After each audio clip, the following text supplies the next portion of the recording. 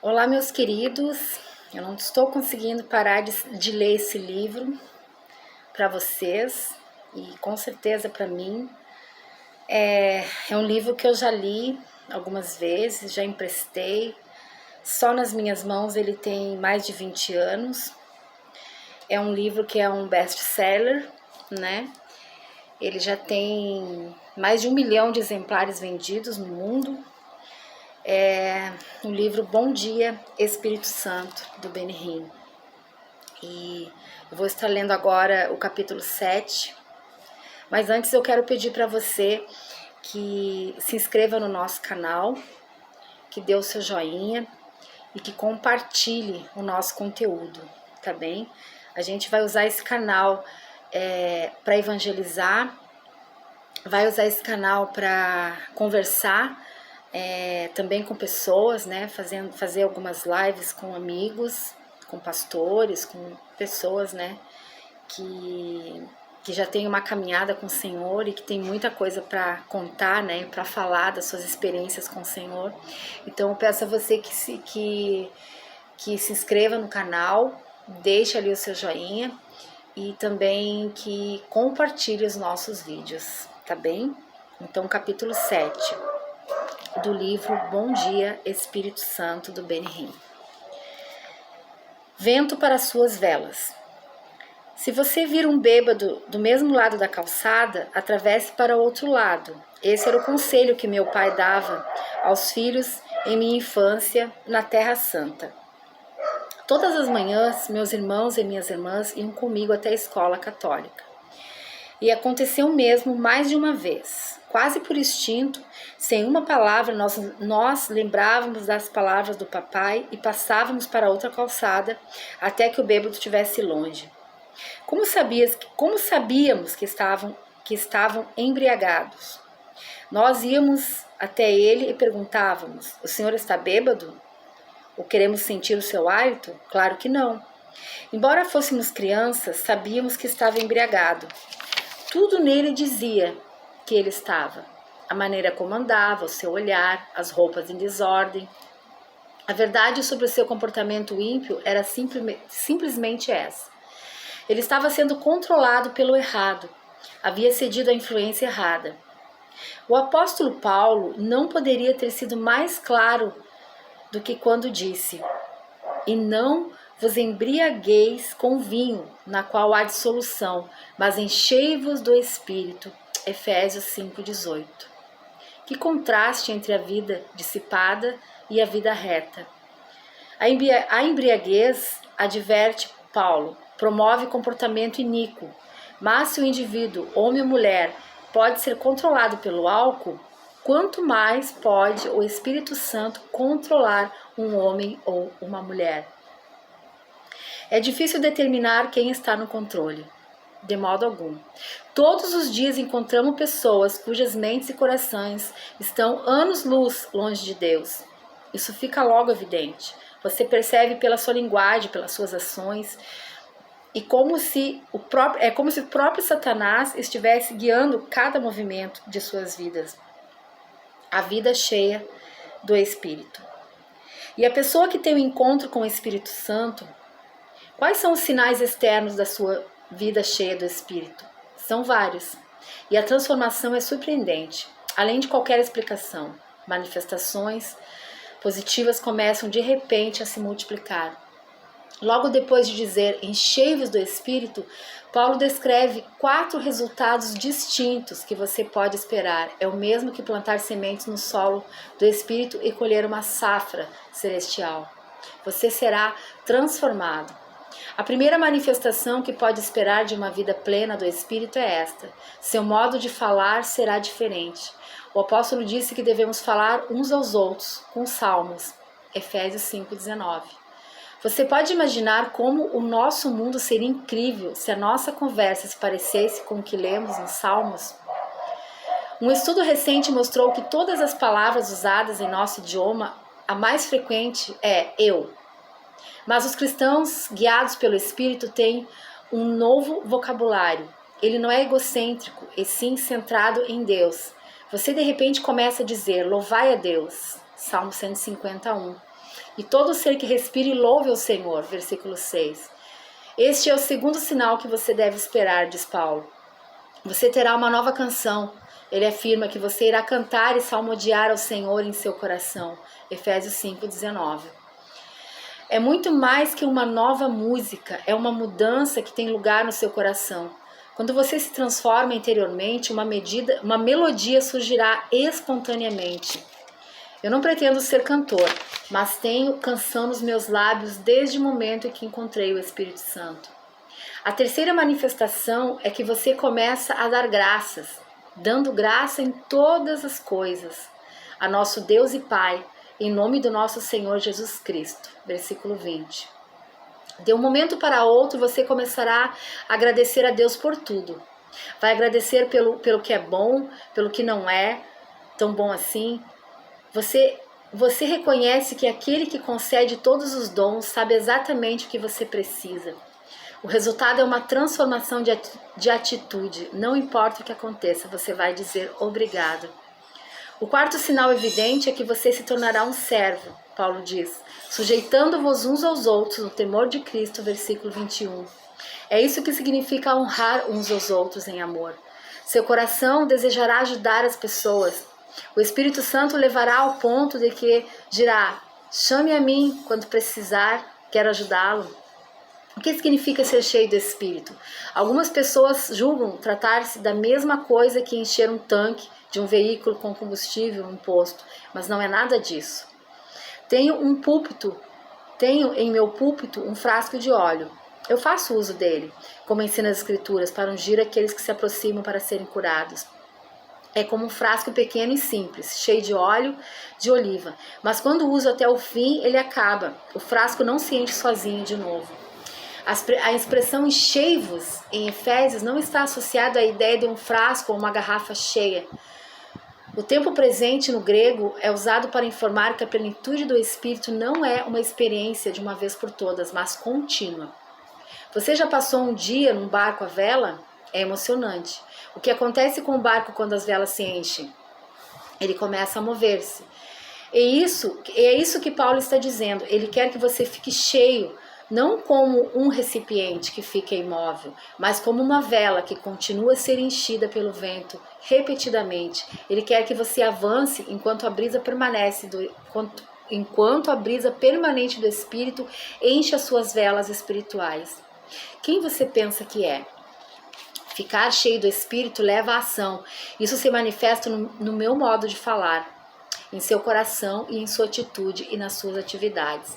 Que mudança! Suas palavras são agora edificantes. Existe harmonia em nosso coração. Você dá graças ao Senhor e com sinceridade e humildade serve as pessoas.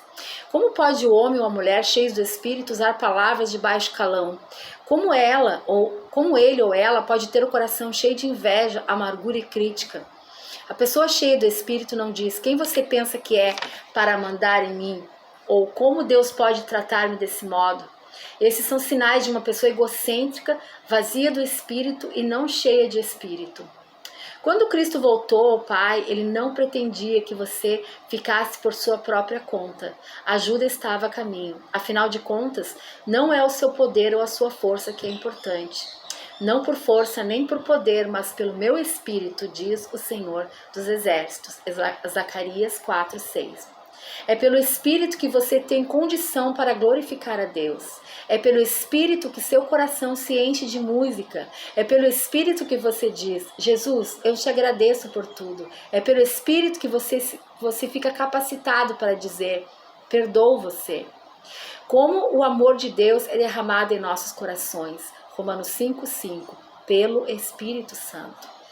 Você nunca viu o vento, mas certamente já observou os resultados do vento. A árvore se inclina, a bandeira trêmula e o navio começa a mover-se. Como ele é forte. Você não precisa ver o Espírito Santo para saber que ele está vivo. Você não precisa ver o Espírito Santo para saber que ele está vivo. Você pode sentir a evidência no poder dele. Uma vez que ele tenha enchido você, buscar uma condição é perfeitamente dispensável. Um homem perguntou certa vez: Beni, diga-me, estou cheio do Espírito? Eu respondi: irmão, se você não sabe, então não está. Você não precisa perguntar para ver o resultado. Os que duvidam do fato de estarem cheios ou não, jamais receberam essa dádiva. Tudo começa com a salvação.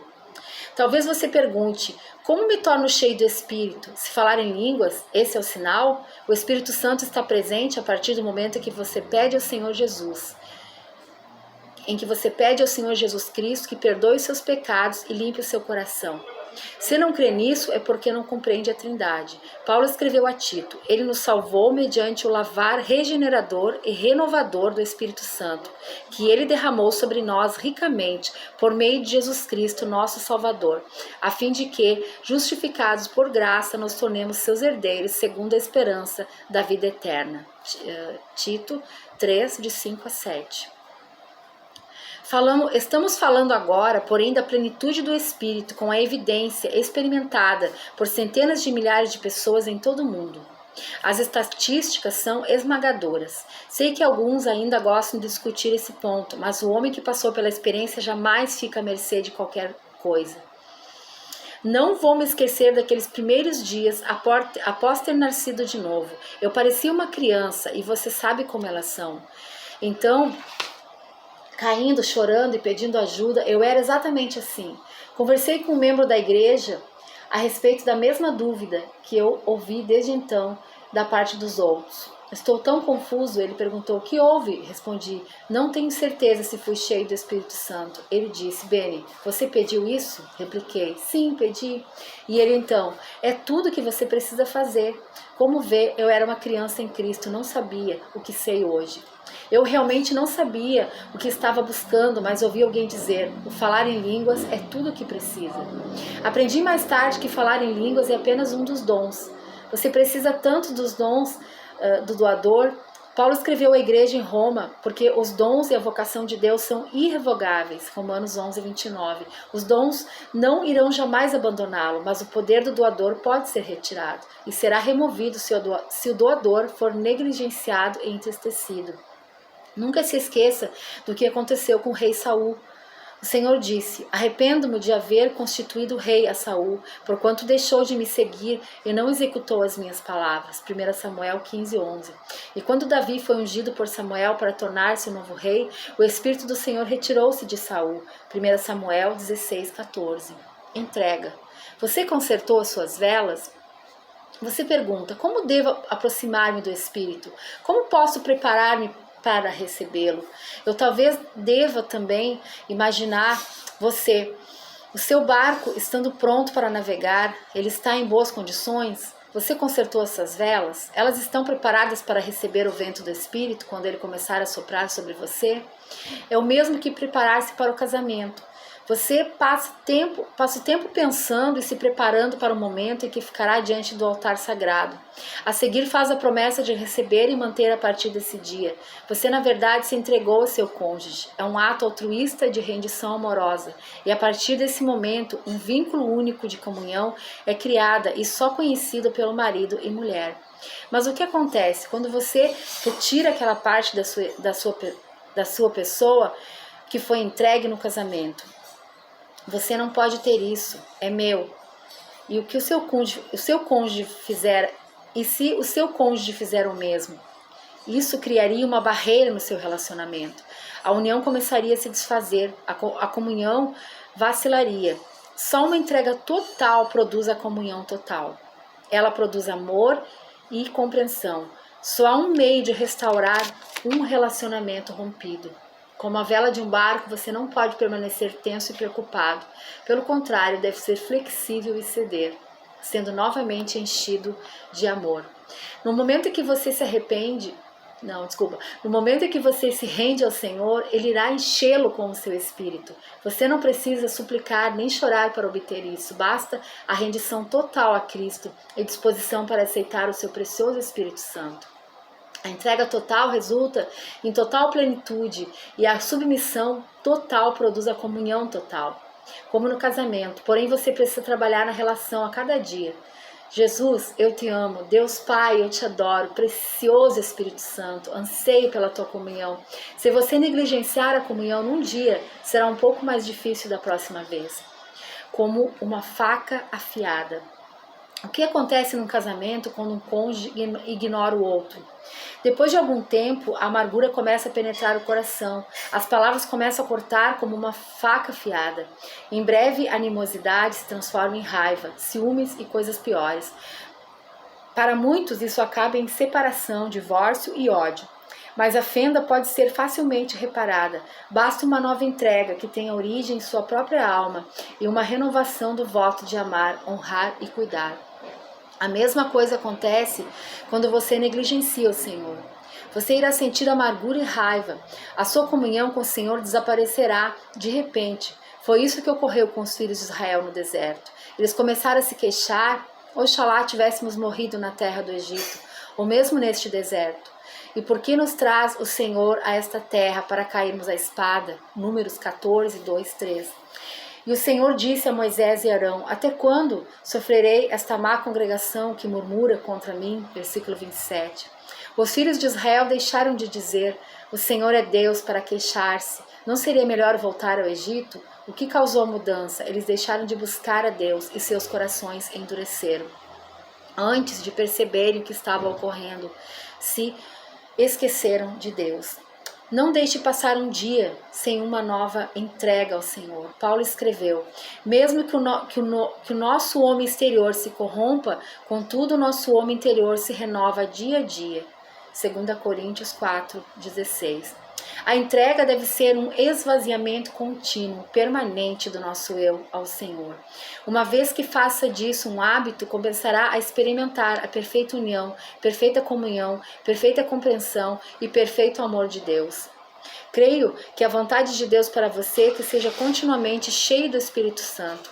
Praticamente ao mesmo tempo que diz: enchei-vos do Espírito, Paulo declara: por esta razão não vos torneis insensatos, mas procurai compreender qual a vontade do Senhor. Efésios 5:17. Paulo não deixa dúvida quanto a ser da vontade do Pai que o Espírito Santo habite em cada crente. Essa é a vontade de Deus para cada mãe, cada pai, cada jovem e para você. Relaxe, relaxe. Numa igreja de Toronto, perto de Toronto, lembro-me de ter visto um jovem orando para ser cheio do Espírito Santo. Jamais esquecerei a expressão do seu rosto, retesada e tensa. Ele estava literalmente suplicando, repetidas vezes, por um encontro com o Espírito Santo. Fui até ele e disse: jovem, você não vai conseguir nada suplicando assim. Relaxe. É tão fácil quando você se rende. Ele fez isso e quase que instantaneamente o Espírito desceu sobre ele. Foi uma cena belíssima. Um sorriso surgiu e uma bela fisionomia. E ele começou a orar em linguagem celestial. Como você se rende? Isso jamais acontecerá se você tentar. É como aprender a nadar. Se esforçar-se para nadar, começará a afundar e pode até afogar-se. Essa é a razão do instrutor de natação ensinar primeiro a criança a relaxar e aprender a flutuar. O ato de nadar vem naturalmente quando você não luta. A rendição ou entrega é exatamente assim. Ela surge naturalmente no coração que se rende. Quando você encontrou seu cônjuge, não tentou apaixonar-se. Trata-se de algo que existe ou não. Você não tem de trabalhar nele, porque o amor se rende. Quando Jesus é seu Senhor, quando você o ama de todo o coração, é tão fácil entregar-se a Ele. O mesmo se dá com o Espírito Santo. Cada dia em que se apresenta a Ele, Ele o completa de novo. Você permanece fresco como uma flor ao sol de manhã. Ele continuará a dar-lhe vida e os botões jamais parecem fenecer.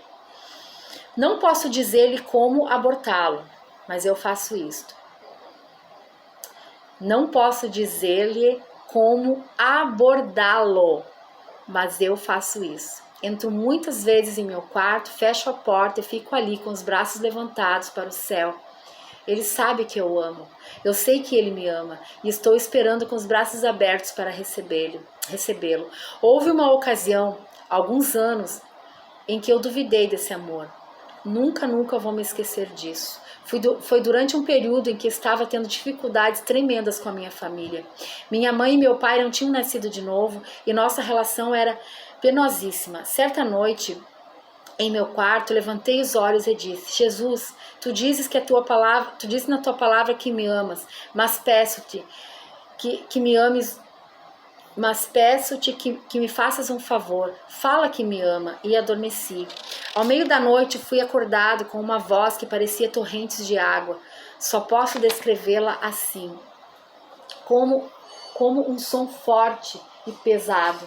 A seguir, uma voz audível vinha do nada, mas ao mesmo tempo vinda de todos os lados, começou a falar acima da torrente. Eu ouvi uma voz tão clara como qualquer outro, dizendo: amo você, amo você.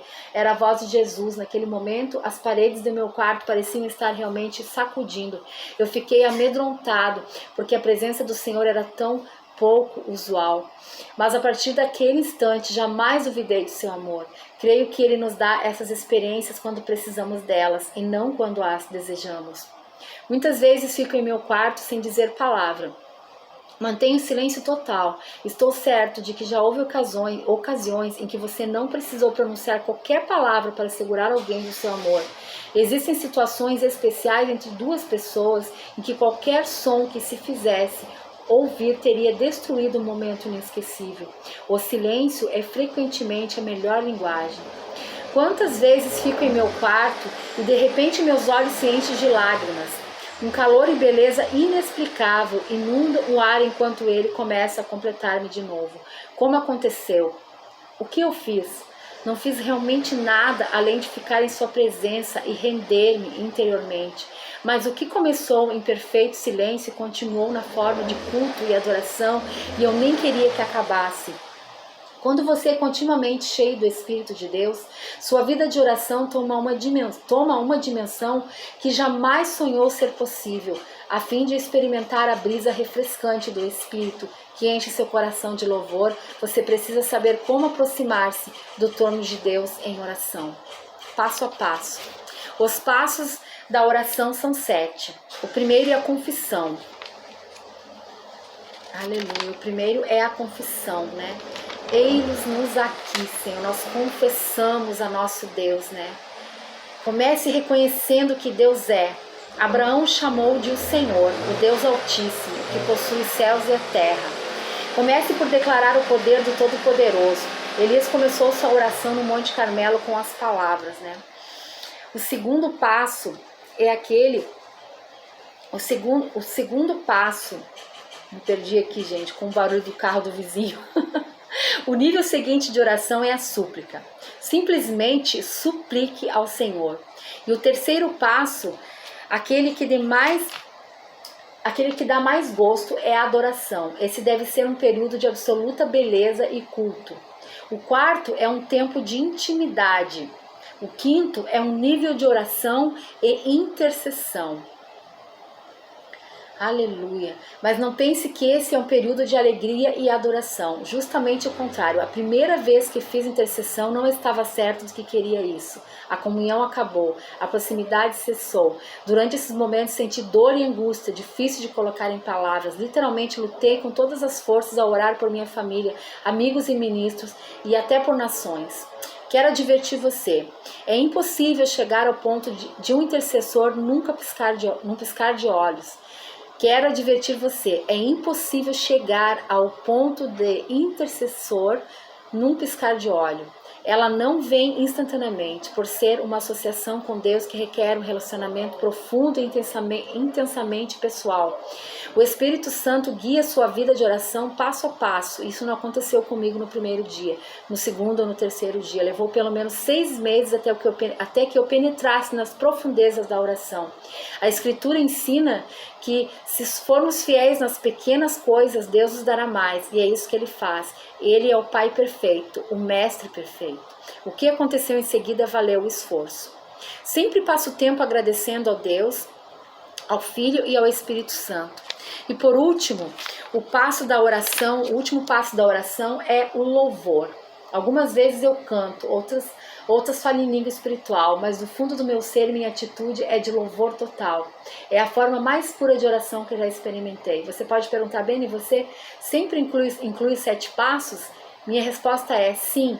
É isto que é tão maravilhoso sobre o Espírito. Se permitir que ele opere através de você na oração, descobrirá que não está fazendo grande parte dela, mas ele parece estar fazendo tudo. Mesmo na intercessão penosa como é, os braços do Espírito levantando-nos, dando alívio instantâneo ao terminar a oração. Paulo estava certo quando disse, com toda oração e súplica, orando em todo o tempo no Espírito, Efésios 6,18. Ele sabia haver mais do que um tipo de oração. Quando eu falo sobre o Espírito Santo, uma unção invulgar segue-o ao ensino. Sempre há uma incrível manifestação da presença de Deus, muito diferente das outras vezes. Os milagres parecem ser mais intensos, um número maior de pessoas é salvo do que nas outras reuniões. O toque de Deus na vida das pessoas é mais pronunciado. Nesses serviços, os chamados para o altar parecem tão fáceis. Não há súplicas nem rogos. As pessoas vão instantaneamente para frente para serem salvas, exatamente como o Senhor prometeu. O Espírito atrai o povo para Cristo. Depois do serviço, as pessoas sobem para dizer, essa foi a reunião mais poderosa que eu já estive. E como se o Espírito Santo tivesse honrado o serviço por ser um hóspede muito esperado. Durante essa mesma cruzada, o pastor Colin, meu intérprete, foi procurar-me logo depois de uma aula matinal sobre o Espírito Santo, com quase 2.000 pregadores. Ele começou a soluçar, depois levantou a cabeça das mãos e disse... Tirou as mãos da cabeça, e disse emocionado, querido irmão, sei tão pouco sobre o Espírito Santo, sinto-me como se ainda estivesse no jardim da infância. A realidade da mensagem tomara conta dele. Já vi outras vezes um intérprete interromper-se no meio da minha mensagem e começar a chorar descontroladamente. É o poder do Espírito. O que acontece num serviço pode ocorrer com você onde estiver. Essa é a razão de pedir que se renda inteiramente ao Espírito. Você começará a compreender o sentido das palavras de Paulo, enchei-vos do Espírito, falando entre vós com salmos, entoando e louvando de coração ao Senhor, dando sempre graças ao nosso Deus e Pai. Saberá então porque ele diz, sujeitai-vos uns aos outros. Um segundo vento. Do mesmo modo que a salvação é descrita como um vento, o Espírito Santo é descrito como um vento de poder. No dia de Pentecoste, de repente veio do céu um som, como um vento impetuoso, e encheu toda a casa onde estavam assentados. Atos 2:2. O vento do Espírito é impetuoso e poderoso, é um poder que porá a sua vida em movimento. Está na hora de você lançar o seu barco, isse as suas velas e comece a ser cheio, continuamente cheio, com o vento do Espírito.